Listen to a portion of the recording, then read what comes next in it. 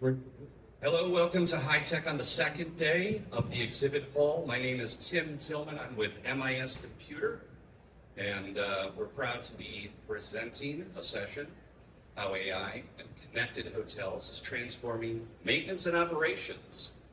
So let's get started. But in order for me to get started, I need to kind of set the scenario, set the scene up for all of you. So let's try to envision what this might represent. So it's about 10:47 p.m. and a guest is called down at the front desk, and they're having a shower drain problem, and there's no hot water. Okay? Now she has a 6 a.m. flight tomorrow morning.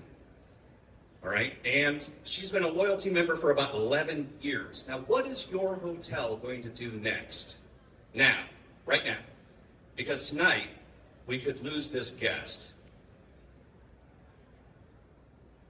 So most of you are already starting to formulate some of the answers in your head.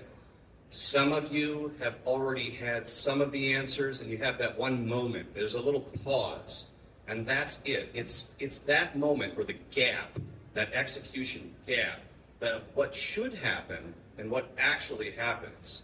Now, the good news about this session is that's what we're here to talk about right now.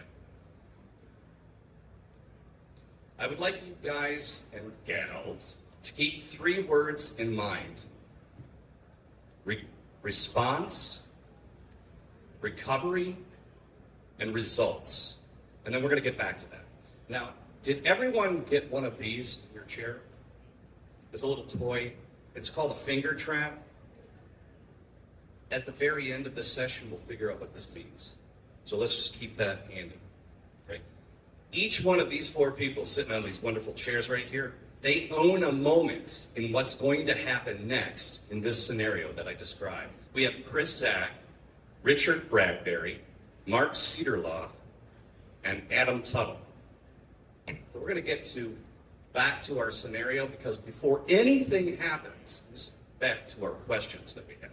Before anything happens, before a call is made, before a work order is created, something has to understand what a slow draining shower is, or what no hot water is at your hotel. Is it housekeeping? Is it engineering? Is it an outside vendor? Is it a $40 fix? Is it a $4,000 fix? Adam, this is to you. If AI is making that first call, what does it need from you before it can get it right? It's a great question. I think what AI needs from us, or we'll call it from the hotel, is what should happen? What's the expectation? What's the brand expectation? What's the, in our words, what's the standard? What should the response be? How quickly should the phone call be answered? How quickly should the engineer respond? What should the engineer do or say? Or what does the hotel want to happen? If we want to define an experience, if we want the hotel to say, this is what I want you to experience, we have to say, this is it, here it is. And that starts with defining the standards. It starts with understanding what that expectation is, what the process, what the procedure is, what needs to be followed in order for us to generate authentic experiences that align with our brand expectations. Well, that's really quick. So you're saying that the standards exist before AI can act on it. Is that what you're saying? The standards have to exist, yes. Well, let's just say it does, and the call was made, right? The guest calls, what happens? So this is still part of that response, and the response recovery results. And let's go over to Mark. We're going to raise the stakes. We're going to come back to room 352, okay? So now it's almost 11 o'clock, right? At the front desk, there's about 3 people waiting in line to check in, and the phone rings. Now, in a connected hotel, AI answers that call. What does it actually sound like? And where does it break down if the system isn't connected? Mark? Exactly. Your setup was exactly correct. When there's a group of people sitting there waiting to be helped and the phone rings, what's going to happen? You're either going to upset the person in line you're dealing with, or that person on the phone is not going to get answered. So one of the two are going to be upset. So what has to happen is that the call doesn't get sent to the front desk. It gets sent to the AI technology. And the AI technology will basically either answer the call, as many calls simultaneously as are presented to it. And it greets the customer. It knows who it is. It knows that their name. It knows what room they're in. And it may look potentially even into a profile to understand that this is this loyalty member that's been there for 11 years. And so it gives the person calling the ability to just communicate naturally. They just say what's on their mind. So let's just kind of walk through the scenario. I call down and I say, I just checked in. It's 11 o'clock at night. I've been traveling all day. I've had flight delays. I've had weather delays. I'm tired. I'm hungry. I get into the shower and it doesn't drain. I had to stop my drain early. I got a 6 o'clock flight. What are you going to do to help me?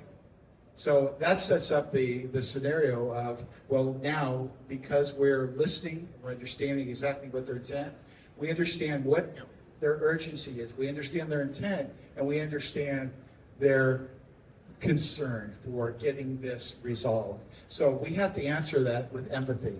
We understand that they're having challenges with travel. Let us help you. You know that we're a trusted partner. We're going to resolve this.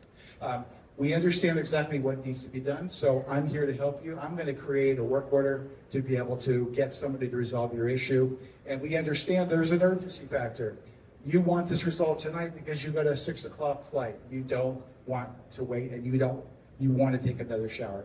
So at this point, we collect the data, we send it over to an API call over to Quore. Quore creates a ticket, and that's where we're at now. All right. So AI has the request. The guest is taken care of for now, right? A work order needs to be created, as you said, and somebody needs to own it, right? Richard, that's where you come in. So we're still in that response, but we're slowly moving to the recovery aspect. So let's go back to the room 352, and let's raise the stakes even further. So it's a little after 11 o'clock now, and internal engineering has checked the boards, and they have seen that it looks like it's a complicated plumbing issue. So they don't have the skill set or the trade on site. In a connected hotel, AI needs to make a decision probably within the next 90 seconds. Now, does it know what it doesn't know? And what happens if it gets it wrong? Richard, that's yours. Yeah, so just as a recap, so we have standards set for what the response time is, what the process is for handling issues exactly like this. We have the guest who's communicated the problem, and based on those standards, that ticket gets raised up to Quore, right? And Quore creates the ticket in order to be able to handle that problem for the guest. We also have the standards we inherit, right? The property has told us, we expect you to provide X amount of service in X amount of time for this type of issue. So part of what Quore does is it looks at the issue and it knows exactly what that treatment is. If that treatment is something that can be handled by the engineer, then that work order is handled by the engineer. Sometimes the engineer has to go up to the room to discover that they can or cannot handle the issue. So by that time, you're moving along in the evening now, and other protocols may come into play. If it's after midnight, things may change. Yes, I need to fix it right now. No, I need to move the guest. We need to get that information back to the front desk so they can move the guest to another room. Ultimately, if the engineer can handle that in-house, they will handle that process in-house and get the draining again, in this case, in room 352. If not, we analyze the system and say, this is something we need to have someone come in from the outside to fix. And so that process would then involve us communicating to an outside vendor to get that work done. If not, we analyze the system and say, this is something we need to have someone come in from the outside to fix. And so that process would then involve us communicating to an outside vendor to get that work done. And that's where we would hand off that ticket and that information to the external vendor. All right. Yeah. Hey, thank you, Richard. So AI is dispatching that externally. All right. So now we're outside the building. Chris, I mean, this is where most hotels lose the thread entirely. Everybody feels that. It's probably close to 25 to 40% of service work orders in the HVAC, plumbing, electrical, landscape, anything from facilities are handled by third-party resources outside the building. So as we're moving closer into the recovery, from response recovery, before we get into results, I want to pose this to you, going back to 352. So the work is going to go outside, right? And the vendor is called. And in most hotels right now, that's a phone call to somebody, a hope and a prayer that they can get a hold of anybody after midnight. And now in a connected hotel, what does AI change about that relationship? And what's the real cost when that connection doesn't exist? Right. So we've taken care of the first level of the problem, right, which is this loyal guest has a new room, and at least they're happy for the night. But like often the hotel is booked out, and you need this room back online tomorrow by 2 p.m. for the next guest, or you're refunding that room. They're unhappy and they're not coming back, right? And as Richard said, ideally, this problem can be resolved quickly with your internal engineer. But with the lean technician market out there, the lack of new people coming into this field, it's hard to always have the talent you need on staff, the capacity you need on staff to do everything yourself. It's increasingly unrealistic. And so your revenue depends on having great connections internal to your operations, but really having a network of contractors and vendors that you can rely on when your revenue's on the line to keep the business running and to minimize that kind of downtime. And so that can also be connected too. That is the reality, is now your vendors can be woven deeply into your systems, and this is what Service Channel does, so that when the work needs to go out of house, the system knows the plumbing company who's on call for that location is John's Plumbing down the street. Why do we work with them? Well, we selected them from a marketplace of proven vendors that have proved that they are the fastest in the market, the highest quality, the lowest cost, or the most cost effective. And we know we can rely on them first. We're not just picking up the phone and calling our friends. The guy who gives us baseball tickets, we're working with a preferred vendor that we can count on, first of all. Now, the work stays connected because John's Plumbing opens up the app and sees that they have an urgent work order from one of their customers on Service Channel. And if they aren't on top of it, if they have 100 work orders in their queue, you might come in at the bottom. But now AI actually, Service Channel AI will look at that and say, oh, that is an emergency work order. That provider needs to prioritize that work for you over other work that they've gotten earlier because of the business impact. And AI will facilitate between both sides and ensure that that urgent work is getting done more quickly, prompting them where they need to pay the most attention. And so AI keeps it connected and ensures the most costly repairs get handled first. And then within the system, that provider is using the app. When they show up on site, the general manager gets notified, hey, your vendor has arrived. You know how long they're on site because they're getting tracked through GPS with the time that they're doing the job. They're putting photos into the system, and you're capturing what did they do, what was the repair, which asset did they fix, how much did it cost. Ensure that we're not paying more than we should have for the job, and all of that's tracked. Instead of going into a black hole, being stuck in an email inbox, it's in a system.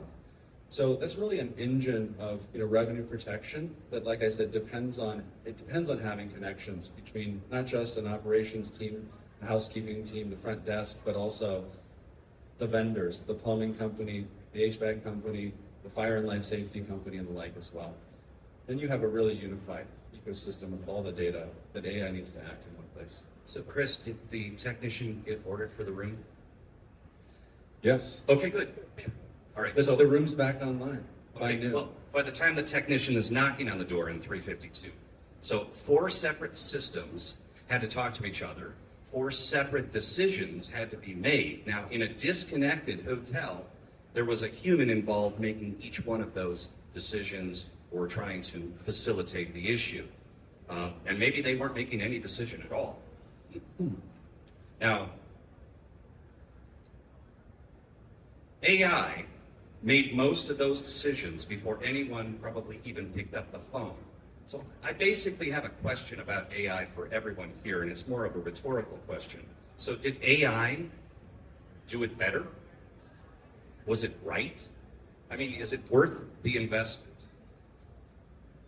So we got a 2-part series of questions for all of you. I'm going to start with Chris over here to my left, And this is going to be full circle because we've done response, recovery, and results. But now we want to close this out with what we just witnessed was reality. So the question is, well, what is still AI hype? Is it hype, Chris? Yeah, it's a moving target, of course, first of all, right? Because what was AI hype a year ago is like AI reality now. So this will only age so well. But I mentioned a little bit about what's reality. Let me just revisit that and then I'll go back to what's hype. What's reality is automating steps in the communication flow where a human could drop the ball or doesn't have the knowledge and AI can help fill that gap. You heard about voice AI from Mark. Service Channel has, you can chat with AI to describe a problem. You may have very non-technical, people working in your operations, high turnover. They don't necessarily know how to accurately describe, hey, the system that's broken or why it's not working. They just know this room's too hot and they need to quickly report that there's a problem and go back to work. And AI can ask them just the key questions it needs to know to prioritize the problem that they're reporting, categorize it correctly, get it assigned the right priority, not ask the user any longer to type in a lot of details into a form or pick from confusing menus. So that helps overcome a skills gap. That's the reality of where we are. And then I also talked about how AI can help communicate between the vendors and you and expedite the work getting done.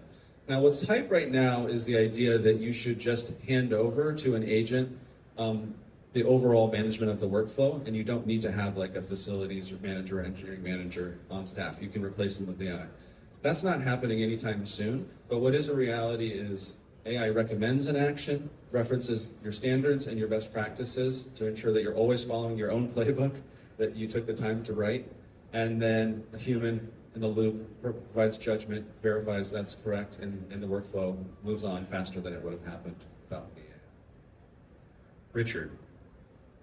Yeah, I think, at least from our perspective, the part of AI that is real is, in our example, the integrations that we did with the other companies, the insurance that we are identifying the correct item in the room that needs a work order open for, and learning from the resulting input from the engineer, so that we can correct that the next time a message comes from another system. One thing that AI has helped us do in reality is take disparate systems that talk differently and use different terms and bring those into understanding. And that's really the essence of integration. AI has helped us generate integrations and create them much more quickly. The hype, I think, in this situation is more along the lines of what Chris was saying, that it's going to solve all your problems. It's not going to solve all your problems. You still need, ultimately, you need people to make the decisions of how to set up any integration, set up any AI rules and regulations or AI standards that are going into the system, as well as to evaluate the results, right? The AI can compile it for you. It's good at crunching a lot of disparate information into one understandable form, but it can't evaluate the results for you. It can make recommendations to take that information and use it to create better experiences for our guests. Thanks, Richard. Mark, can you illuminate on that? Sure. I think a lot of folks don't believe there's a lot of voice traffic in the hotel. We have statistics that prove that's not true.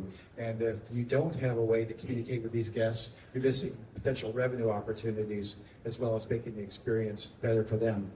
And so a lot of the hype when it comes to the voice world is I could just take any type of a voice AI system and plug it into this 50-year-old legacy infrastructure and not have any experience when it comes down to experience to legacy telephony. So having the deep understanding of the systems that are in place and be able to repurpose that and leverage that investment. Hoteliers do not want to throw money at it unless it's absolutely necessary. So being able to leverage that with the proper people that understand the telephony field is so important to take advantage of what AI can really do. Adam, take it home.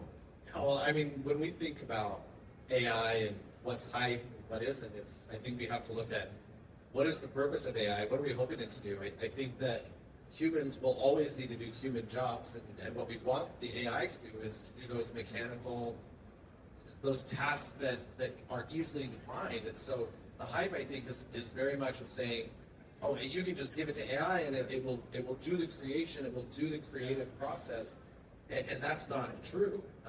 AI needs our insight, it needs our guidance, it needs our direction. When it comes down to standards, if you just ask AI, give me my standards, great, you're going to have the same standards as the next person. You will lose your brand voice, you will lose your brand identity, and you will lose your service control. And so what needs to happen is it has to work in tandem. We have to be saying there is somebody in control that's creating this. Experience is one thing that is won by humans, and we need to know what that experience is. And then we can use AI to help us digest and manage and dissect all of the data that for me is too hard to understand. And the AI can, that's what it can handle that, and it can give me information now that I'm saying this, but it certainly isn't going to go and replace our creative minds in creating the bespoke experiences that it's going to go for. Yeah, Adam, why don't you close this out? Because I think we need to have some direction here. So what's one thing that a leader can do next week, not next month or next quarter, but what is the one thing a leader can do right now to close that execution gap so they can get closer to a resolution? Yes. I love the question, because when we think about that execution gap, back to the very beginning, what is the execution gap? It's saying, here's what our expectations are, and this is what we're doing. And where's the gap? Is it a small gap? Is it a big gap? You cannot define that gap to measure how far that gap is until you have both of those points measured. I can't tell you the distance without the measurement points. And so the first step I would suggest for any property is to understand, first, where are those expectations? What are they clearly set? Can the hotel clearly define that? Walk up to a leader and say, what's the standard on this? And can you find it? Show it to me. If I need to update it, show me where I would update it. How would you distribute it through your organization? If we can't do that, we can't improve that operation. So, hot take, what do we need to do? Look at our standards and look at what we're doing. Mark, what is that one thing a leader can take? I think the GM should go into a room, pick up the phone, and dial 0. See how long it takes for that phone to get answered, if it gets answered. And what happens to the guest that is waiting to talk to the front desk while you're doing this. And then ask the question, can I get some towels? Oh, can I get some shampoo? My drain doesn't work, right? Ask a simple question. They may not know it's the GM doing it, but just to see what kind of friction you create. What's the guest experience? And I can tell you, as we all here travel a lot, it's not a great experience in most cases. So it is fixable. It is something that you can do easily, walk into the room and make this test and see how your hotel is performing. And do it when it's busy. Yeah. Don't just wait till it's nice and quiet. Do it when it's busy. Raise the stakes. Right, exactly. Richard? Yeah, my perspective on this is as we're looking at our platforms that we've invested money in over the years, and we're not looking at ripping everything out and replacing it. If you're talking to vendors on the floor today, ask them how they are using AI to help you solve the problems that you have within your existing platforms. And they're going to talk to you about how they're bringing data from a lot of different systems. And this is the right thing to be doing with AI right now, is taking your data that you have and that you're investing your employees' time and your money in to populate systems and determining how those vendors are helping you get that information to be usable in a more consolidated format, right? Or how are they allowing you to communicate better with other platforms that you also have invested in? That cooperation, that vendor to vendor relationship is really important, and it's one of the things that AI can help us solve quicker. Chris, you're up.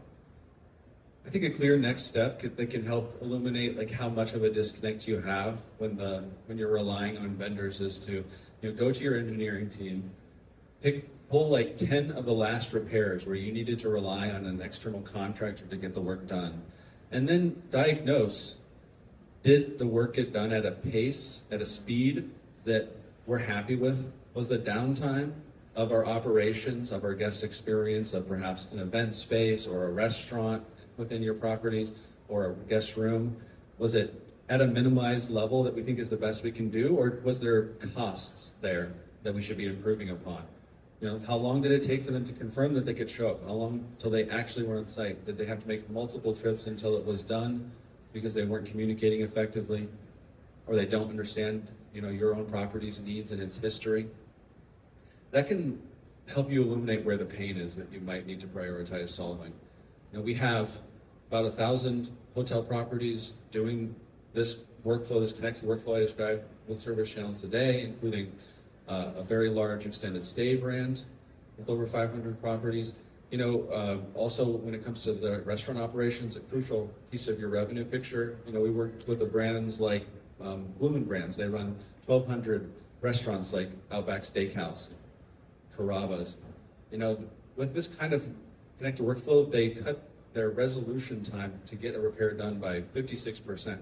So that in other words, their business before was down twice as long as it needed to be compared to what they got to. So it makes a big impact. And I think the first place to think about it is the question of speed. Is speed hampering our guest experience? And after you get into speed, you can shift to things like cost and other elements of the equation. But I think guest experience really first, you know, the first place that it happens is how fast can we recover to deliver results. So my big question is, if we go back to room 352, did the shower get fixed? Within hours. Okay, good. So the good thing about room 352 is that she left a 5-star review, and she did it on her way to the airport before she boarded her plane. And the really good news is that while she was actually leaving that 5-star review, she actually booked next month at the hotel. Thank you very much. That was really good. But you know, the most important thing is the hotel didn't lose any revenue. So that is the key point here. I wanted to get back to response, recovery, and results. So with response, and I'm holding this up for a reason. With response, did AI act the moment it mattered? Needs to. With recovery, the question is, how fast did we close that gap, right? And in results, do we have fewer out-of-order rooms, less refunds, better standards? And that's what it comes down to, because you may have this little instinct to keep pulling harder, right? That means more systems, more logins, more passwords, more manual steps. And that's when you're going to feel trapped. Hence the finger trap. So you want to hold it, close in, connect, and recover faster. So one of the takeaways from this, and thank you very much, panel, because I know that we're going to have more to talk about here. One of the takeaways, and Richard actually pointed this out, and so I'm going to reemphasize it, is that I challenge everyone here, if you haven't already done so, to go and find a company out here and use your most expensive execution gap, and you ask them, how can your platform connect with yours, okay?